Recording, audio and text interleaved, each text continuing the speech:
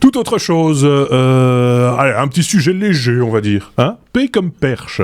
Alors quand j'ai vu ça, j'avais paix comme perche, sachant que c'est Benoît qui vient avec ça. De temps en temps, on aime bien se challenger sur des sujets audio, vidéo, machin, etc. Il va venir avec une perche prise de son, hein, voilà, une perche robot. Ah ben une perche de prise de son qui suit la personne qui parle, machin. Rien à voir. On parle du poisson. Voilà. Il nous a trouvé un sujet aquatique. Benoît, voilà. De quoi s'agit-il ? Voilà, j'ai pas lu le temps de la perche. Mais le truc, c'était... c'est le genre de petit sujet que je trouve amusant, et donc comme il m'amuse, j'aime bien les partager. De quoi s'agit-il ? C'est une perche robot, comme tu l'as dit, dont le but est en fait de faire peur à d'autres poissons plus petits.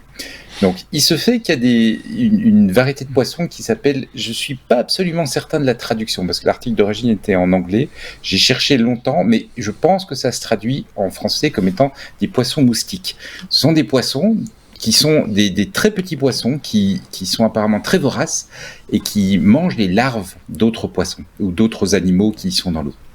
Il y a un moment, il y a une centaine d'années, quelqu'un s'est dit « Mais on a tous ces problèmes de moustiques, une bonne idée serait de mettre ces petits poissons extrêmement voraces, d'où le fait qu'on les a appelés poissons moustiques, de les sortir de leur milieu naturel et de les mettre à d'autres endroits où on a des problèmes de moustiques. Ils vont bouffer les larves de moustiques, ça fait qu'on aura moins de problèmes de moustiques. » Bon, l'idée paraît a priori bonne comme ça, mais ça veut dire qu'on sort l'animal sans prédateur, dans un milieu où il a à manger et où il n'a pas de prédateur.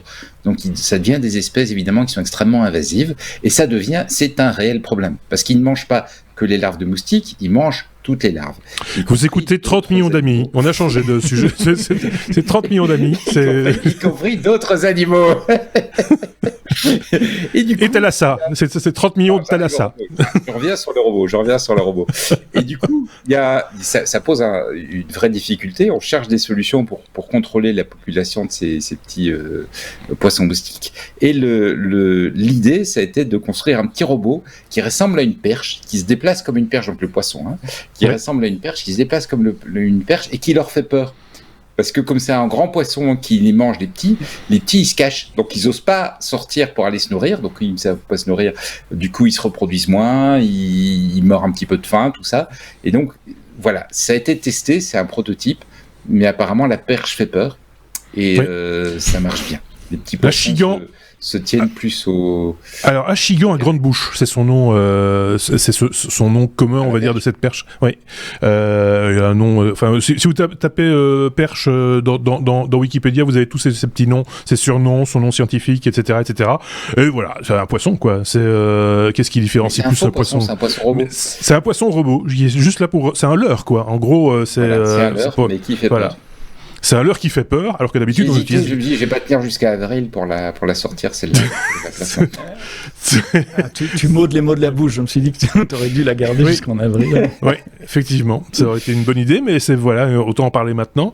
C'est un leurre qui fait peur, parce qu'en général, on utilise des leurres pour soit attirer, soit en général pour attirer... Les chasseurs, par exemple, ont des canards robotisés maintenant pour attirer les canards sur les lacs, pour flinguer les canards plus facilement. Voilà, je trouve ça dégoûtant, mais ça existe. Ici, c'est un poisson qui est supposé faire peur à d'autres poissons. Moi, ça m'inquiète toujours un petit peu quand l'homme commence à chipoter avec la nature et à tordre un petit peu les comportements des animaux. Je sais pas ce qu'en pense Sébastien, par exemple. Rien de spécial. Non, mais on se doute pas toujours des effets qu'on a sur la nature. Je vais prendre un simple exemple à l'entrée de mon immeuble. Ça a commencé avant.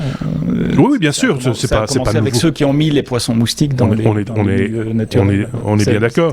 Mais je veux dire, tout ce que je voulais dire, c'est qu'on a des fois on fait des choses, nous, humains, parce que ça nous sert, etc. Et puis on se rend pas toujours compte des effets que ça peut avoir sur nos cohabitants, sur cette planète. Moi, j'ai ici à l'entrée de mon immeuble. Par exemple, dans ton immeuble, par exemple, il s'est passé quelque chose. Oui, justement, j'essayais de le dire. C'est qu'ils ont mis un éclairage un peu type éclairage de jour, mais toute la nuit. Et donc à la fin de l'été, les enfants de l'immeuble n'osaient pas sortir de l'immeuble parce que par terre il y avait des centaines de guêpes mortes qui étaient attirés par la lumière pendant la nuit, comprenaient pas que la nuit c'était le jour c'était la nuit, tournaient comme des folles et finissaient par claquer. Et donc on avait un tapis de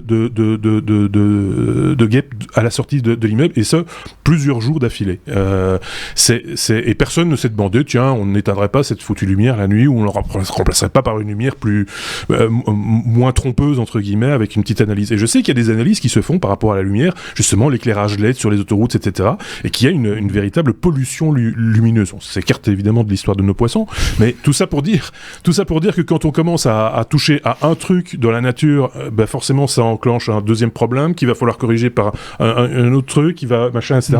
Et on n'a jamais fini d'essayer de corriger les couillonnades qu'on a mis en place. Foutez la paix aux moustiques et aux poissons. Voilà, c'est mon message. Est-ce qu'on a un truc oui, on peut passer à la suite, mais sauf si vous avez un message à faire passer, c'est le moment. C'est bon la perche ou pas? Si on a goûté cette histoire. Je suis pas très amateur. Je préfère la truite. Ah ben voilà. Donc si vous êtes amateur de truite comme Sébastien ou de perche, n'hésitez pas à le faire savoir, ou de moustiques, ou de guêpes, ou de ce que vous voulez. Enfin, voilà.